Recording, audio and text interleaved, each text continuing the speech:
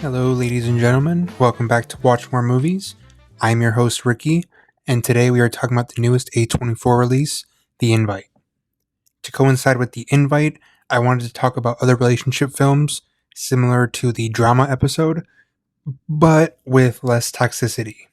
These recommendations definitely have some of that, but also can be quieter and funnier and more contained in the setting in which they take place, the amount of characters there are, and ideas that are coming to a head in these relationships that build up specifically in these stories.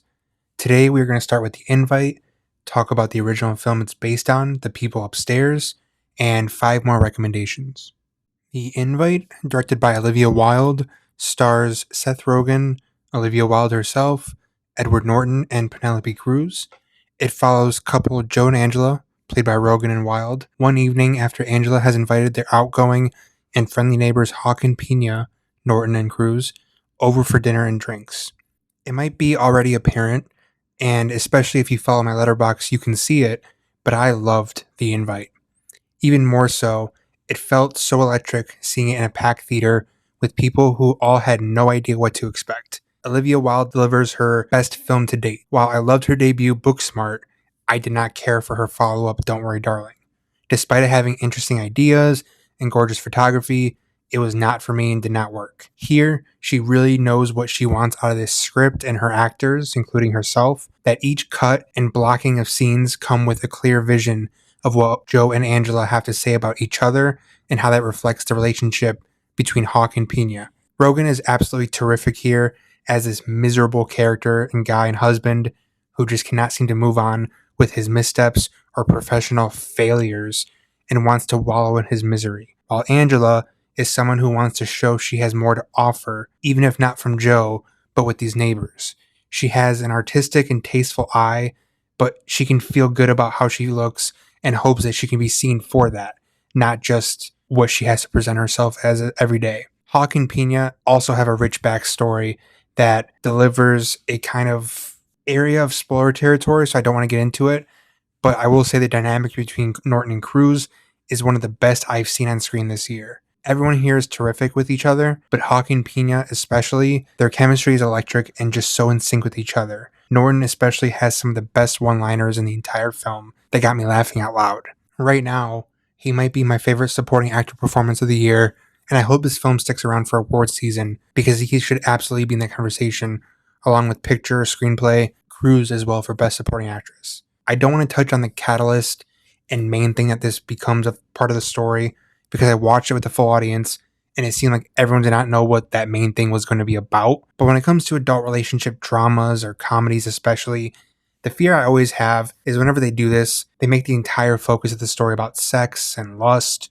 And while some of those themes are touched on at the center, that ultimately is not what Wilde as a director wants to address with this central relationship of Joe and Angela. She wants to show that sometimes one partner's misery or self-induced depression can bring the confidence and feeling of the other one down, causing the entire relationship to be on the brink of collapse or shattering. This really feels like a 70s adult drama comedy that doesn't get the attention today or even made today when they are made. It really is encouraging to see this do so well in limited release, and I hope you all check it out as it's out now in wide release. See it with the crowd, don't wait for streaming. It is definitely best when you see it with the 2020s. The People Upstairs is the original film that The Invite is based on.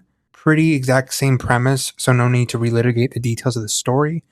What I found slightly frustrating about this one, as its own film and not in comparison, is that it does not have the humorous intent and dramatic intensity, but can't quite find the perfect balance of the two together. Each of them individually are good, but just not in a good blend. The performances are terrific all around, but especially from the two leads playing Laura and Julio, they find the striking balance between disdain for each other and deep down love at the same time. As Salva and Anna enter their lives, they unravel those feelings so well for each other. And like I said, while the tone does try to be funnier, it felt colder than I wanted it to be. It may be the intention and quite not hitting like I thought it might. Nonetheless, the dramatic flair and comedic timing that does work come from Salva and Anna, who bring life into the film and really energize the scenes when it's the four of them. While it is, in some instances, eerily similar to the new Invite, it does stand on its own, being the original, of course, and its own angle to tackle and maybe less serious tones. The second film to recommend is 2015's The Overnight. The Overnight follows a family recently moved to Los Angeles when the son of the couple befriends another child whose parents are welcoming and very eccentric. They attend the new friend's house for dinner and a night to make new friends in this place they move to. Very similar in ways that play out to the next film, Bob and Carol, but a lot more subdued in its philosophy. I was surprised to learn this was directed by Patrick Bryce, who directed the two Creep films with Mark Duplass. What I think Bryce wants to do here is take these characters out of their comfort zones. Even the eccentric couple who are seemingly more confident than Alex and Emily, our lead characters, are not so sure of what they want in their own marriages themselves. What does it mean for them to be honest and confident with yourself no matter who's around or what your partner thinks, and what that brings out of you? Desires you never knew you had, or things about yourself you never knew you loved before. The humor is not a joke a second, but something in this humor feels profound for these characters and strips their shields down with everyone's guards being completely just ripped to shreds. I really like this, even if it is a bit of a retread of the next film without some of the deeper cut interrogations of these ideas, but I do recommend The Overnight. Number 3 is 1969's Bob and Carol and Ted and Alice. This film begins with us following Bob and Carol, a married couple who are documentary filmmakers who want to document and observe this sort of couples therapy getaway where relationships go to mend and explore this sort of new way of couples therapy. Upon returning, Bob and Carol go to dinner with their friends Ted and Alice.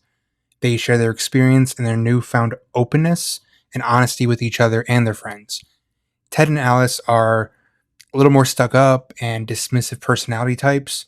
What follows is a story about relationships and what we keep to ourselves, and how loving someone is more than good memories and camaraderie, but brutal honesty, no matter what you do, can be the key to many in a healthy marriage, all marriages, to be clear, and what that does to the marriage. That while we do things that are abhorrent, and even in some cases are not having traditional feelings, that if you love someone, you just want honesty from them. And in this case of the film, I mean real, raw, brutal honesty. Of course, the things that transpire here are not something that even most people want, but this is applicable to people that do and feel like they can't express it out of losing their partner. As the story progresses, you get two different POVs from Ted and Alice as they see and judge, or don't judge, how Bob and Carol's newfound honesty and what it means for their marriage or relationships in general. It raises a lot of interesting questions and discussion points about love, marriage, more specifically, and what different people hope to get out of marriage or what they think it is. It's a really interesting discussion point, and if you get a chance to check it out, I do recommend it. The direction, the screenplay, the performances are all just top-notch fantastic. Next up is 2014's The One I Love.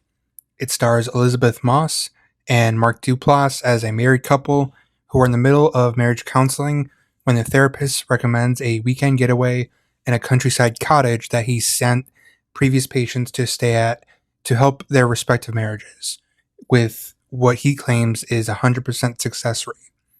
But when they arrive, they notice something strange going on when they encounter two people who are also staying there. To start, Duplass and Moss are absolutely terrific here.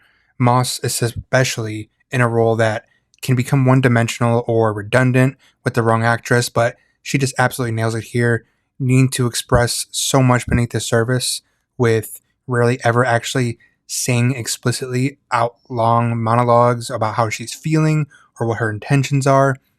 The idea that you love your partner despite all their flaws, or are their flaws too much to be able to look past? Does the ideal version of them exist in your mind to hold on to and stay in love with? Or is it something you need to move on from if you can't make it work? There are a lot of relationship dynamics at play that are nitty and gritty once these conversations do take place, but it is a great discussion topic once you do get into it. There is an aspect to the plot that I don't want to spoil if you don't know what it's about or haven't seen it. It doesn't spoil the entire story or resolution, but it was something unique that if you don't know what the film is about past it, it is surprising to see unfold, and I really hope you check it out. Don't read anything else into it or any sort of spoilers about it, it is worth going into completely blind. Next is 1994's What Happened Was. What Happened Was follows two coworkers, Michael and Jackie, on a first date at Jackie's apartment. The script here is just so genius. It takes its time with these two characters and never feels a need to create an artificial conflict. Jackie and Michael are both characters with a tragic past. Michael's is more self-inducing, while Jackie's is more circumstantial. They both have this interest in each other that is reflected in who these people are and how they see the world and how they see themselves. Michael is writing a book about the corporate world that reflects their workplace, while Jackie sees herself as someone who is written but suppresses that knowledge being known to people for various reasons. The reasonings sort of get revealed later on, but not in a way you might expect. They are both looking for love or just companionship in each other, despite how awkward the dinner is. And what I think is so genius about this script is it never reveals too much about the why, but it's more interpreted. There are some monologues, especially from Michael near the end, that are more straightforward, but I could see that being interpreted in several different ways and the purpose of it. Rest in peace, Tom Noonan, because this is one of his few things that he directed and just crafted a masterpiece. It is a slow burn character piece, but only 90-ish minutes, and is more thematic than it is dramatic. So it's hard to talk specifics because I do want to highly recommend it, and I hope you do check it out. If you need somewhere to stream it, I believe it is free on YouTube. Someone put it up and has not been taken down, but definitely check out What Happened Was from 1994. The last film I'm going to recommend is 1966's Who's Afraid of Virginia Woolf. This is about an older couple, George and Martha, who come back to their home one night after a cocktail party at the home of her father, the university president. Martha informs George that she has invited a younger couple for a nightcap after the party, and thus begins a night of emotional war between the two, and then the four of them.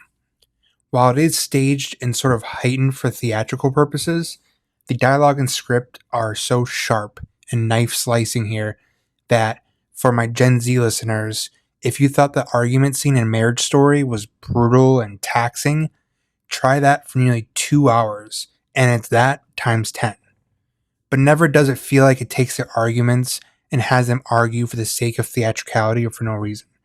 Everything that George and Martha argue and fight about are things that are either regular arguments for them or things that have been building up for them in feelings and emotions that they never address with each other or want to just get off them.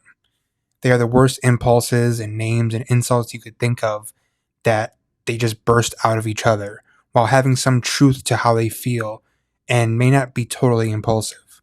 The reflection of them with this younger couple, Nick and Honey, are fascinating. You get this older couple who above the surface are just unloading all their insecurities and blames and faults with the other person onto each other, imposing them on this younger couple, but not in any malicious or callous way. Under the surface, you can see that they don't want them to end up in a marriage like theirs, when you get this huge night of lashing out and years of miserable life when you can be honest with each other up front and avoid the heartache during that time. And the secrets or quiet feelings that Nick and Honey start to reveal also sort of unveil what a marriage with honesty between George and Martha could have been from the beginning.